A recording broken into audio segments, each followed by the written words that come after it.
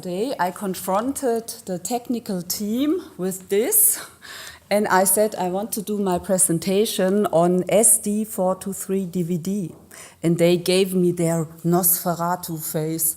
No, but they were so kind to put the image file on this laptop. So I can do it actually from DVD. So in this room, the DVD is already an obsolescent medium.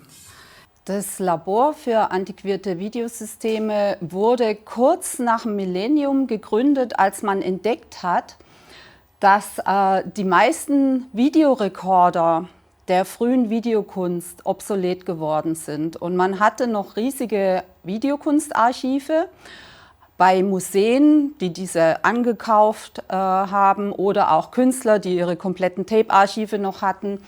Und es gab im Prinzip keine Orte mehr, wo man alle Videoformate abspielen und digitalisieren konnte. Und unser damaliger Direktor Peter Weibel, der wollte dann ein Labor einrichten, wo eben all diese Geräte noch in Top-Zustand laufen, ja, als wären sie neu, und alle Museen und Künstler sollten dann dorthin gehen können, wenn sie ihre Archive digitalisieren wollen. Und es ist so, die Rekorder sind Schreiblesegeräte und jedes Medium kann man eigentlich nur auf genau dem Modell wieder auslesen, mit dem es geschrieben, also aufgezeichnet wurde.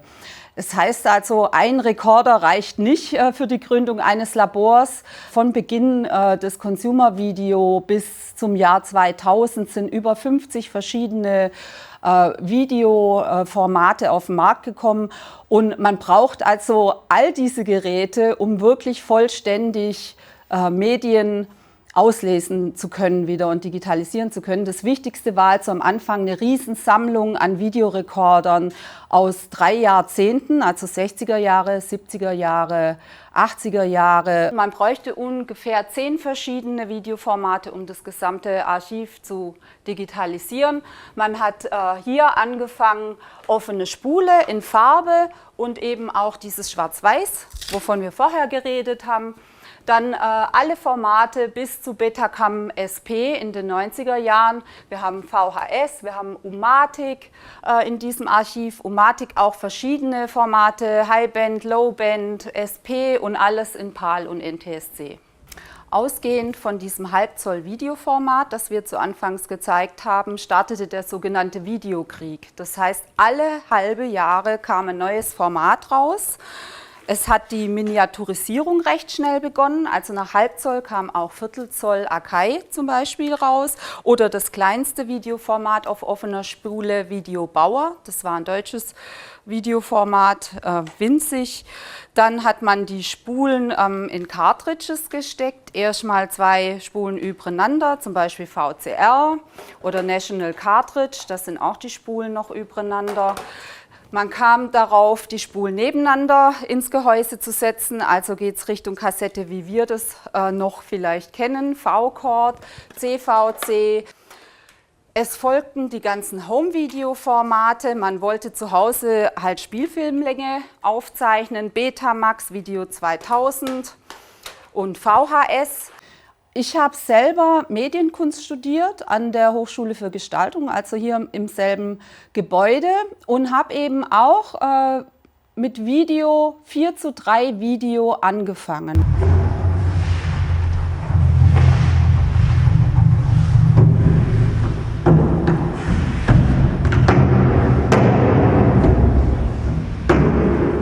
Und ich habe fleißig auch ausgestellt und habe auch über das Studium hinaus 10 Jahre Video gemacht und ausgestellt und irgendwann festgestellt, ja, wo werden diese Videos eigentlich aufbewahrt und wer ist die Lobby, wer sorgt dafür, dass man die Videos auch in 10, 20 Jahren noch sehen kann und wo werden eigentlich meine eigenen Kunstwerke dann sein. Und mir wurde bewusst, dass ich eben nicht nur Kunst herstellen und ausstellen ausstellen kann, sondern ich muss auch aktiv was dafür tun, dass diese Kunstrichtung auch geschützt bleibt, ja, und auch weiterlebt über den Formatwechsel, zum Beispiel 2006, das war ja ein Paradigmenwechsel zu HD 16:9, plötzlich war 4:3 Video ausgestorben. Und so kam es, dass ich dann während dem Studium schon am ZKM mitgearbeitet habe. Also habe einfach von klein angefangen, Stipendium und dann freiberuflich. Und als das Labor gegründet wurde, war ich eben zugegen, also richtige Zeit, richtiger Ort und wurde eben gefragt, weil ich mich mit Video auskannte. Und genau zu der Generation gehörte, die den Paradigmenwechsel mitgemacht hat, den technischen, ob ich da nicht mit einsteigen möchte und bin also Gründungsmitglied des Labors und seit 2011 leite ich das Labor. So the question becomes one of humanity and the question becomes one of survival. And we have here today a tool which can enable us to survive and it can enable us to bridge ourselves from long distance. There is something in the instance of television that makes man feel the relationship to another man, whatever he is, in whatever part of the world that he might be. And today perhaps, we're faced with a big question.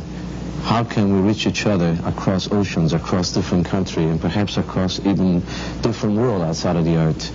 With this fantastic media, a media which is based on the instance, which is based on the now, a media which is all energy, all forces. Ein Werk, was jetzt in der Sammlungsausstellung gezeigt wird, ist eine Performance von Yoko Ono und John Lennon. Und davon gab es lange Zeit gar kein audiovisuelles Material, sondern nur Fotografien.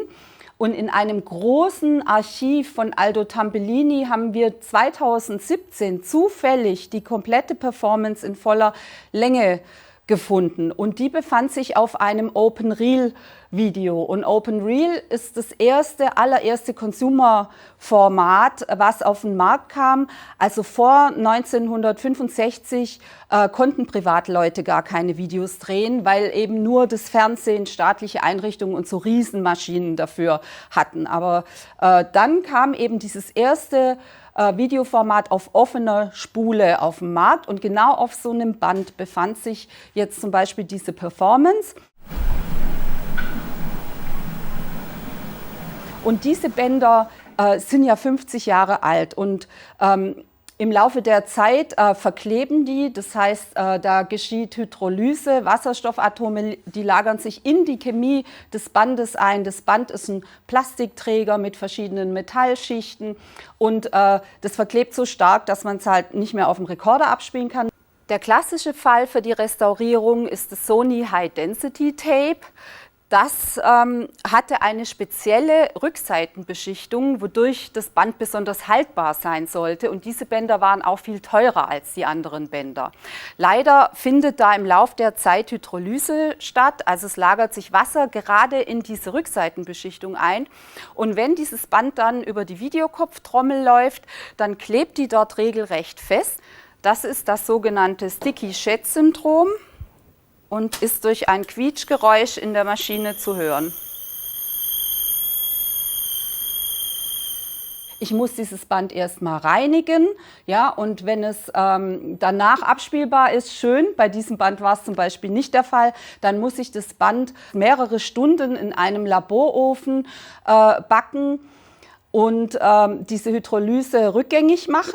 Danach ist das Band dann schön glatt wieder, klebt nicht und ich muss die richtige Maschine finden. Da gibt es zig Maschinen und Formate, die wurden ja bis Ende der 70er Jahre waren die noch in Gebrauch und dann muss ich erst mal rausfinden, was für eine Maschine brauche ich, um dieses Band abzuspielen. Wenn ich das geschafft habe, kommt ein unheimlich wackeliges Signal aus der Maschine. Dann muss ich das stabilisieren mit sogenannten Time-Base-Korrektoren. Stabilisiere ich also das Bildsignal und habe dann noch einen riesen Tonmixer.